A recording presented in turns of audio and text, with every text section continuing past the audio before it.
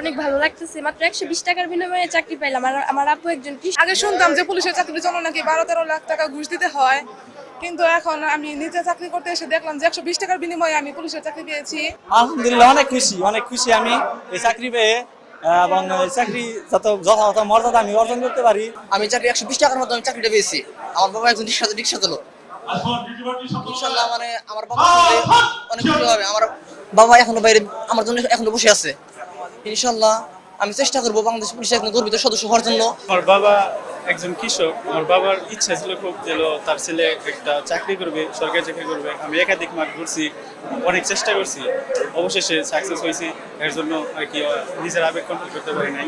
এটা একটা সুষ্ঠু প্রক্রিয়ার মাধ্যমে পরীক্ষাটা হয়েছে। 120 টাকার মাধ্যমে এই আমার চাকরি হয়েছে, পুলিশের চাকরি।